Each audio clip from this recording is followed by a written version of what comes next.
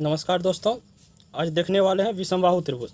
विषमबाहु त्रिभुज पिछले वीडियो में समद्विबाहु त्रिभुज के बारे में अपना सब बात किए थे। आज देखेंगे विषमबाहु त्रिभुज। विषमबाहु त्रिभुज देखिए, इसको पहले एग्जाम्पल से समझते हैं।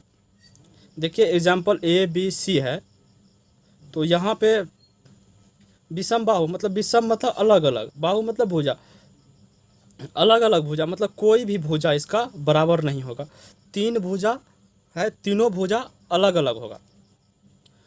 ए बी और बी सी ए सी कोई भी आपस में बराबर नहीं हो सकता। जैसे देखिए यहाँ पे ए बी का माप दिया है बी और ए सी का माप दिया है ए, और यहाँ पे बी सी का सी दिया है, मतलब तीनों का भिन्न है, कोई भी बराबर नहीं हो सकता है। इसका ये यहाँ पे लंब डाले, ऊंचाई एच वाई।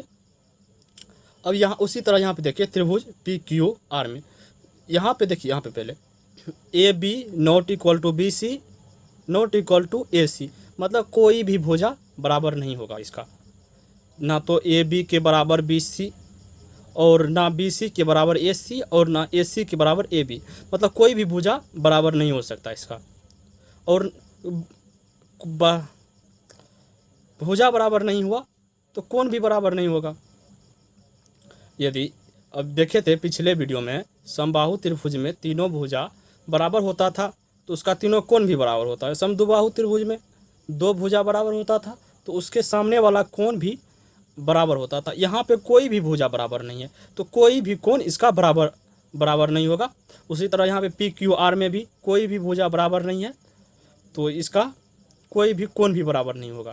तो अब इसका पहले डिफिनेशन देखते हैं क्या होता है। ऐसा त्रिभुज जिसका सभी भुजा विषम हो, विषम मतलब कोई अलग अलग, तीनों भुजा अलग अलग हो तो उसे विषमबाहु त्रिभुज कहते हैं। तो अब यहाँ पे देखते हैं विषमबाहु त्रिभुज का परिमाप। परिमाप होता है कोई भी आकृति हो तो उसका सभी भुजाओं का योग होता है, भुजाओं का माप का योग होता है, तो वो परिमाप कहलाता है। तो उसी तरह यहाँ पे त्रिभुज में भी, त्रिभुज में तीन ही भुजा होता है। तो त्रिभुज ए बी सी में देखिए यहाँ पे A B plus B C plus A C होगा, तो इसका तीनों भुजा का योग परिमाप हो गया। परिमाप बराबर बोल सकते हैं तीनों भुजाओं का योग, अर्थात A B plus B C plus A C. और क्षेत्रफल, क्षेत्रफल जानते हैं अपना सब, पिछले वीडियो में भी देखे थे, 1/2 आधार इंटू ऊंचाई होता है। तो अब ये विषमबाहु त्रिभुज इसी ठो क्षेत्रफल से नहीं निकल सकता है। तो कैसे, मान लीजिए अभी देखिए यहाँ पे समबाहु त्रिभुज था और समद्विबाहु त्रिभुज था, तो उस पर लंब डालते थे तो समकोण त्रिभुज से निकल जाता था एच। तो अब यहाँ पे कैसे डालेंगे, यहाँ पे मान लिए एच डाल ही दिए तो इसका मान लीजिए यहाँ पे ए बी और डी समकोण त्रिभुज बन गया, ठीक है, यहाँ पे ये समकोण त्रिभुज बन गया। तो अब ये ए बी और डी में इसका बेस कितना होगा ये कैसे पता करेंगे, क्योंकि बेस पता ही नहीं होगा तो हम कैसे निकालेंगे एच। तो अभी इसमें दिक्कत आ जाता है। तो इसके लिए पहले देख लेते हैं, एक क्वेश्चन है यहाँ पे, क्वेश्चन है त्रिभुज ए बी सी में ए बी सी का क्षेत्रफल ज्ञात करें जिसका आधार 15 सेंटीमीटर और ऊंचाई 8 सेंटीमीटर। जब देखिए यहाँ पे त्रिभुज में यदि आधार दिया रहेगा और ऊंचाई दिया रहेगा तो ये विषमबाहु त्रिभुज का भी क्षेत्रफल निकल जाएगा। जब ऊंचाई नहीं दिया रहा तब कैसे निकालेंगे, ऊंचाई तो निकाल नहीं सकते हैं। तो पहले इसका क्षेत्रफल निकालते हैं, उसका भी देखेंगे कैसे, जब ऊंचाई नहीं दिया रहेगा तब कैसे निकालेंगे। तो अब यहाँ पे देखिए इस क्वेश्चन में त्रिभुज ए बी सी का क्षेत्रफल ज्ञात करें जिसका आधार 15 सेंटीमीटर और ऊंचाई 8 सेंटीमीटर दिया गया है। तो सॉल्यूशन में त्रिभुज का क्षेत्रफल बराबर होता है 1/2 आधार इंटू ऊंचाई। तो 1/2 और आधार यहाँ पे देखिए क्वेश्चन में दिया गया है आधार 15 सेंटीमीटर और ऊंचाई 8 सेंटीमीटर। अब ये कट गया, 8 और 8 को 2 से काटे 4, 15 चौका 60, मतलब 60 सेंटीमीटर इसका निकल गया। अब मान लीजिए जब यहाँ पे इस क्वेश्चन में तो ऊंचाई दिया है तो हम निकाल लिए, जब ऊंचाई नहीं दिया रहेगा तब कैसे हम निकालेंगे, तो तब इसमें निकालना प्रॉब्लम हो जाता है। तो इसके लिए अब देखते हैं एक और फार्मूला है। पहले यहाँ पे परिमाप में अभी देखिए सभी भुजाओं का योग होता है। तो अब यहाँ पे देखिए पहले अर्ध परिमाप क्या होता है। अर्ध परिमाप होता है परिमाप का आधा। अर्ध मतलब आधा और परिमाप मतलब परिमाप होता है तीनों भुजाओं का योग। तो अर्ध मतलब परिमाप जितना निकलेगा उसको आधा कर देंगे तो वो अर्ध परिमाप निकल जाएगा, उसको हम एस से डिनोट करते हैं। तो यहाँ पे लिखा गया है अर्ध परिमाप बराबर सभी भुजाओं का योग बाय 2।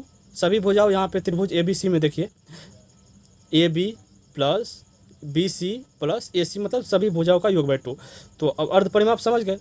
अब देखिए इसके लिए जब विषमबाहु त्रिभुज में जब हमें एच नहीं दिया रहेगा तब कैसे निकालेंगे। तो अब ये देखिए हीरो सूत्र इसको बोला जाता है। हीरो सूत्र में under root S into S minus A into S minus B into S minus C. तो एस क्या हुआ, एस अर्ध परिमाप। यहाँ पे देखिए अर्ध परिमाप को एस से डिनोट किया गया, तो अर्ध परिमाप हुआ। तो अब अर्ध परिमाप देखिए यहाँ पे ए हुआ भुजा, बी भी भुजा हुआ दूसरा भुजा, सी तीसरा भुजा हुआ। तो अब यहाँ पे ए बी सी तीनों भुजा हुआ और एस अर्ध परिमाप हुआ। तो अब यहाँ पे देखिए ऊंचाई का कोई ज़रूरत नहीं है, तो ऊंचाई का ज़रूरत नहीं है। तो अब तीनों भुजा का माप दिया रहेगा तो हम आसानी से त्रिभुज का विषमबाहु त्रिभुज का क्षेत्रफल निकाल सकते हैं। तो अब यहाँ पे देखिए दिया है त्रिभुज पी क्यू आर। त्रिभुज मान लीजिए कोई पी क्यू आर है जिसमें पी क्यू बराबर 12 सेंटीमीटर और क्यू आर बराबर 16 सेंटीमीटर और आर पी बराबर 20 सेंटीमीटर। यहाँ पे देखिए यहाँ पे छोटा सा फिगर बनाते एकदम छोटा सा पी क्यू आर। अब यहाँ पे देखिए पी क्यू 12 सेंटीमीटर है और Q R 16 centimetre, R P बोले या पी आर बोले कोई बात नहीं, कोई भी बोल सकते हैं। और ये 20 सेंटीमीटर हुआ। अब देखते हैं और पहले अर्ध परिमाप निकालना होगा, क्योंकि यहाँ पे अर्ध परिमाप इसलिए निकालते हैं हीरो सूत्र में एस अर्ध परिमाप हुआ एस इंटू एस माइनस ए, तो इसको एस का ज़रूरत होता है तो इसीलिए एस निकालते हैं। तो अब एस निकालते हैं तो देखिए यहाँ पे त्रिभुज पी क्यू में त्रिभुज तीन भुजा हुआ P Q plus Q R plus P R का योग बाय 2 अर्ध परिमाप निकला। तो अब यहाँ पे 12 centimetre plus 16 centimetre plus 20 centimetre bye 2। तो अब इसको जोड़ करके 48 बाय 2 हुआ, इसको डिवाइड किए 24। अब हीरो सूत्र लगाते हैं यहाँ पे। हीरो सूत्र S into S minus A into S minus B into S minus C.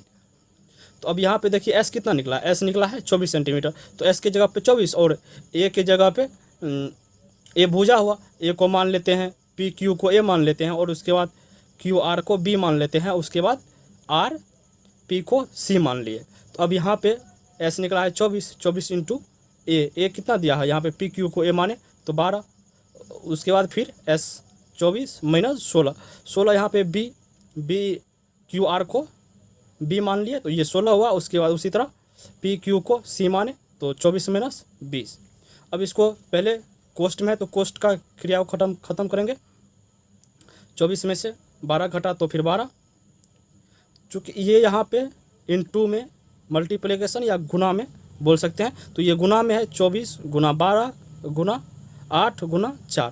तो अब इसको ये रूट में है तो रूट में निकालने के लिए पहले इसका गुणनखंड करें। गुणनखंड करने के लिए 24 को क्या लिख सकते हैं, 24 को लिख सकते हैं 2 इंटू 3। देखिए यहाँ पे 2 दूना 4 दूना 8 या 24 को इतना चीज़ लिखे यहाँ से यहाँ तक। फिर 12 को 2 इंटू 3, उसी तरह 8 को 2 इंटू 2, उसी तरह 4 को 2 इंटू 2। अब यहाँ पे 2 का पेयर लगाएंगे। 2 का मतलब 2 का पेयर, फिर 2 का, फिर 2 को मतलब 2 का एक पेयर लगाएंगे। तो 2 का एक पेयर हुआ, 2 ये 2।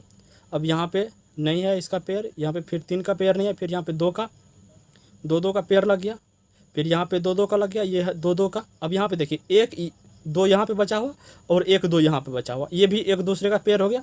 फिर ये देखिए यहाँ पे 3 और यहाँ पे ये भी एक पेयर हो गया। तो अब प्रत्येक पेयर में से रूट में से बाहर निकालिए। अब 2 में से 1 2 निकला उसी तरह फिर यहाँ पे ये 2 और ये 2 में से एक 2 निकला। अब ये 3 में से ये 3, एक 3 निकला। फिर यहाँ पे ये 2 में से एक 2 यहाँ निकला, और फिर यहाँ पे से ये 2 में से एक 2 यहाँ निकला, फिर ये 2 में से एक 2 यहाँ पे निकला। तो अब इसको गुणा करके लिख देते हैं, वही क्षेत्रफल निकलेगा उसका। 2 दूना 4 या 12 दूना 24, 24 दूना 48 दूना 96 सेंटीमीटर स्क्वायर इसका क्षेत्रफल निकल गया। तो अब सारे त्रिभुज का डिस्कशन खत्म हो चुका है। अब अपना सब स्टार्ट करेंगे त्रिकोणमिति। तो चूँकि त्रिकोणमिति समकोण त्रिभुज पे आधारित है, तो इसीलिए पहले त्रिभुज समझना जरूरी था। तो अब त्रिभुज अपना सबका खत्म हो गया। अब देखेंगे त्रिकोणमिति। धन्यवाद।